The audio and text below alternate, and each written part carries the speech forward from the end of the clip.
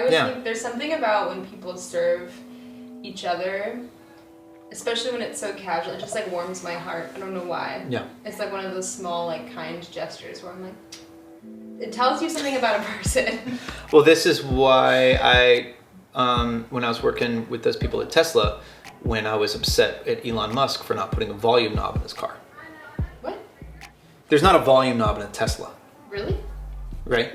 I've never been in a Tesla. Okay. Do I look like I've been in a Tesla? Yeah, you do actually. Oh my God, thank you so You're welcome. much. Humble brag. And you were fishing for that one. Do I look like I've been in a couple Teslas this week? Guess who drives a Tesla? Who? Charles. Really? Yeah, it is a Tesla. But there's no volume knob in it.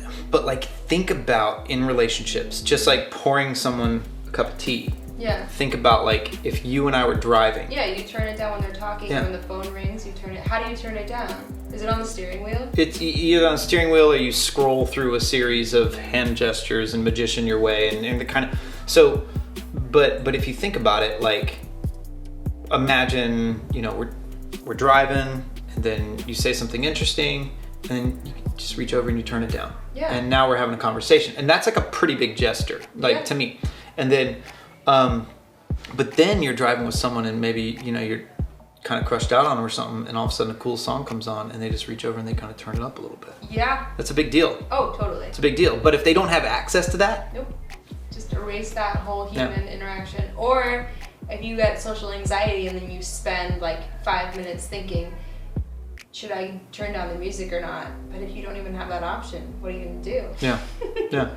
Or you could just be the person you're like, car, turn down, and you could just announce. You could announce your intentions. Right? How do you feel about? This is something that I've always thought about. I think that in 10 years, since we're all going to be using voice commands, I don't like fake accents.